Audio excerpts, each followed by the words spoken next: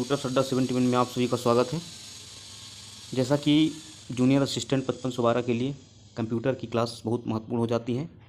सीधे 15 नंबर के क्वेश्चन पूछे जाते हैं और उसी को देखते हुए आज हम दूसरा चैप्टर लाए हैं। एक वीडियो पहले डाल दी गई है और आज दूसरा चैप्टर है machine learning. Machine learning chapter से संबंधित बहुत सारे बहुविकल्पी प्रश्न आज करेंगे। तो चलिए शुरू करते हैं आज का chapter. Question number 1, machine learning क्या है?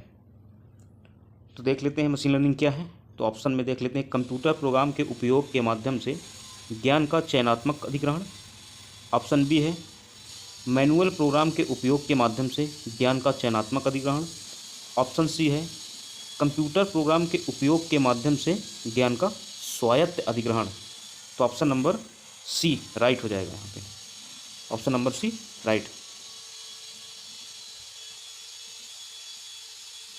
फिर सेकंड क्वेश्चन है, के निकटतम पड़ोसी KNN फुल फॉर्म इसका याद रखिएगा, क्योंकि पिछले शायद जूनियर असिस्टेंट 1262 के एग्ज़ाम में इससे रिलेटेड एक क्वेश्चन आया था। KNN का फुल फॉर्म होता है की नियरेस्ट नेबर। तो के निकटतम पड़ोसी को किस प्रकार के मशीन लर्निंग एल्गोरिदम के रूप में वर्गीकृत किया गया है? तो यहाँ पे देख लेते हैं ऑप्शन में, इंस्टेंट आधारित, पैरामीट्रिक लर्निंग, गैर पैरामीट्रिक लर्निंग, मॉडल आधारित। बताइए। तो ऑप्शन नंबर इसमें ए राइट है, इंस्टेंस आधारित लर्निंग। फिर अब क्वेश्चन नंबर नेक्स्ट, छवियों को यानी इमेजेस को पहचानने जैसे कार्य के लिए डीप लर्निंग का उपयोग करने का मुख्य लाभ क्या है? तो ऑप्शन देख लेते हैं, उन्हें अन्य विधियों की तुलना में कम प्रशिक्षण डेटा की आवश्यकता होती है।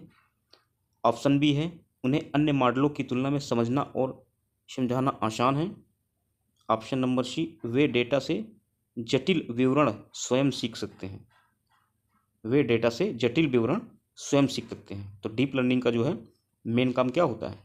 डेटा से जटिल विवरण स्वयं सीखना। तो इसका मतलब ऑप्शन नंबर सी राइट हो जाएगा।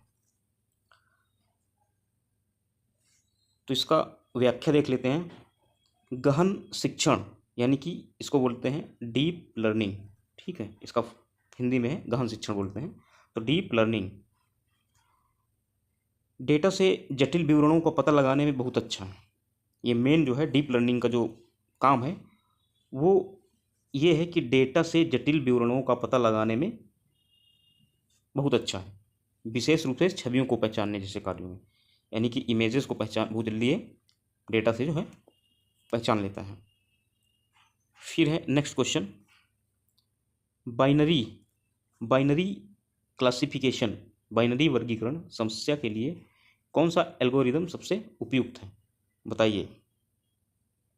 तो यहाँ पे ऑप्शन नंबर बी राइट हो जाएगा, निर्णय वृक्ष, यानी कि इसको बोलते हैं डिसीजन ट्री। तो ये ऑप्शन राइट है। इसकी व्याख्या देख लेते हैं, निर्णय वृक्ष यानी कि डिसीजन ट्री बहुमुखी है, इसको याद रखना।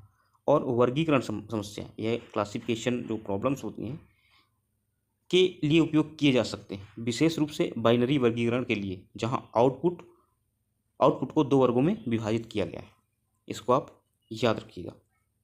मेन जो है बाइनरी वर्गीकरण समस्याओं के लिए निर्णय वृक्ष उपयोग में आता है।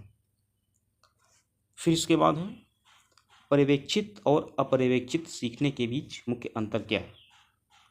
तो ऑप्शन देख लेते हैं, पर्यवेक्षित सीखने के लिए लेबल किए गए डाटा की आवश्यकता होती है, जबकि अपर्यवेक्षित सीखने के लिए ऐसा नहीं है।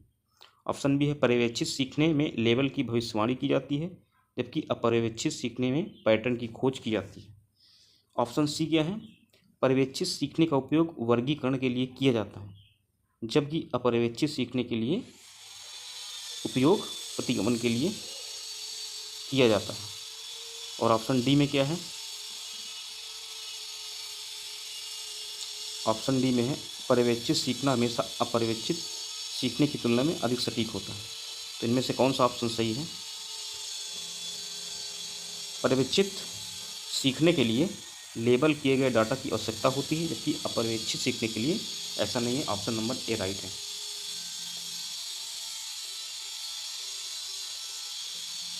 फिर नेक्स्ट क्वेश्चन है, किस प्रकार का machine learning algorithm unsupervised learning की श्रेणी में आता है? तो यहाँ पे ऑप्शन नंबर बी, के मीन्स क्लस्टरिंग। ये क्वेश्चन जो है मोस्ट इंपॉर्टेंट क्वेश्चन है, क्योंकि ये क्वेश्चन एक बार पूछा जा चुका है, तो इसको ध्यान दीजिएगा। किस प्रकार का machine learning algorithm unsupervised learning की श्रेणी में आता है? तो ये है की मीन्स क्लस्टरिंग। इसकी व्याख्या देख लीजिए। की मीन्स क्लस्टरिंग अप्रशिक्षित तकनीकी का एक उदाहरण है, यानी कि अनसुपरवाइज्ड लर्निंग। ये जो होता है अनसुपरवाइज्ड लर्निंग का एक उदाहरण है, जिसका उपयोग समानता के आधार पर लेबल रहित डेटा को क्लस्टर करने के लिए किया जाता है। क्वेश्चन नंबर 8 है, एडाबूस्ट के बारे में निम्नलिखित में से कौन सा कथन सही है? तो देखो विकल्प, यह विशेष रूप से शोर वाले डेटा सेट पर ओवरफिटिंग के लिए प्रवण है। बी ऑप्शन है, एडाबूस्ट में कमजोर शिक्षार्थी की जटिलता महत्वपूर्ण है। और ऑप्शन सी, यह आमतौर पर ओवरफिटिंग के लिए अधिक प्रवण है। तो यही ऑप्शन नंबर सी राइट हो जाएगा। की व्याख्या थोड़ी सी देख लो। एडाबूस्ट में आमतौर पर ओवरफिटिंग की संभावना अधिक नहीं होती है, लेकिन ओवरफिटिंग की संभावना कम होती है। यह शोर वाले डेटा सेट पर ओवरफिटिंग की संभावना रखता है। यदि आप बहुत सरल कमजोर शिक्षार्थियों का उपयोग करते हैं तो एल्गोरिदम ओवरफिटिंग के लिए बहुत कम प्रवण होते हैं, और यह वर्गीकरण सटीकता में सुधार करता है। इसलिए एडाबूस्ट में कमजोर शिक्षार्थी की जटिलता महत्वपूर्ण है। ठीक है, यह ऑप्शन नंबर जो है यहाँ पे सी राइट है। ऑप्शन नंबर सी यहाँ पे राइट है। यह आमतौर पर ओवरफिटिंग के लिए अधिक प्रवण है। नेक्स्ट क्वेश्चन है, निम्नलिखित में कौन सा मॉडल मशीन लर्निंग में उपयोग किया जाने वाला एक जनरेटिव मॉडल है? तो बताओ। इसमें सपोर्ट वेक्टर मशीन है पहला ऑप्शन। दूसरा option naive Bayes logistic regression linear regression. तो इसमें जो है नैवे बायस, ये ऑप्शन सही है। इसका जो है आप जो वो देख लीजिए व्याख्या। नैवे बेयस एक प्रकार का जनरेटिव मॉडल है जिसका उपयोग मशीन लर्निंग में किया जाता है। लीनियर रिग्रेशन, लॉजिस्टिक रिग्रेशन और सपोर्ट वेक्टर मशीन विभेदक मॉडल के प्रकार हैं जिनका उपयोग मशीन लर्निंग में किया जाता है। तो ये ऑप्शन याद रखिए। एक कृत्रिम रूप से बुद्धिमान कार अपने आगे की कार से दूरी के आधार पर अपनी गति कम करती है। ठीक है, यह किस एल्गोरिदम का उपयोग किया जाता है इसमें? तो इसमें बताइए किस एल्गोरिदम का उपयोग किया जाता है? इसमें जो है रैखिक निर्णय रैखिक प्रतिगमन का प्रयोग किया जाता है। रैखिक प्रतिगमन का उपयोग किया जाता है।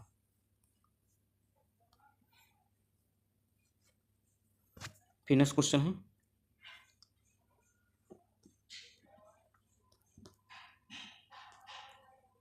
एंसेंबल लर्निंग के बारे में निम्नलिखित में कौन सा जो है कथन गलत है? यह एक पर्यवेक्षित लर्निंग एल्गोरिदम है।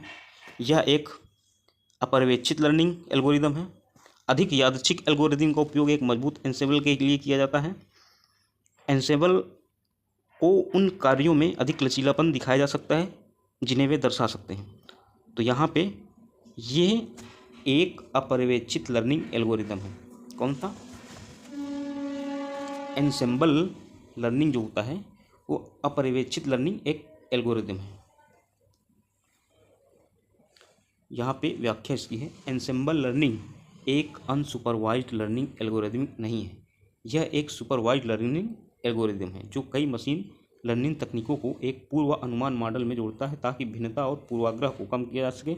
इसे प्रशिक्षित किया जा सकता है और फिर पूर्वानुमान लगाने के लिए इस्तेमाल किया जा सकता है। यह एक एंसेंबल उन कार्यों में अधिक लचीलापन दिखा सकता है जिन्हें वे दर्शा सकते हैं। इसकी व्याख्या है। फिर स्टोकेस्टिक ग्रेडियंट डिसेंट के बारे में निम्नलिखित में से कौन सा कथन सही है? यह प्रति पुनरावृत्ति एक शिक्षण उदाहरण संसाधित करता है। यदि प्रशिक्षण उदाहरणों की संख्या बड़ी है तो यह पसंद नहीं किया जाता है। यह ग्रेडियंट डिसेंट के प्रत्येक पुनरावृत्ति के लिए सभी प्रशिक्षण उदाहरणों को संसाधित करता है। और चौथा ऑप्शन है, यह प्रशिक्षण उदाहरणों की संख्या बड़ी है तो कंप्यूटेशनली बहुत महंगा है।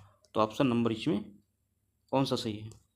यह प्रति पुनरावृत्ति एक प्रशिक्षण उदाहरण संसाधित करता है। ये ऑप्शन नंबर ए राइट हो जाएगा।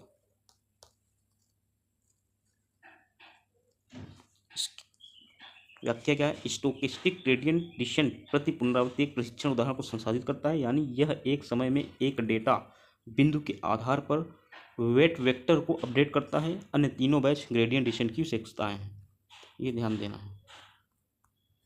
निर्णय वृक्ष डिसीजन ट्री। डिसीजन आगमनात्मक अधिगम मशीन अधिगम दृष्टिकोण का उपयोग करता है। सत्य है या असत्य? तो यहाँ पे ये सत्य है, ऑप्शन नंबर बी राइट है।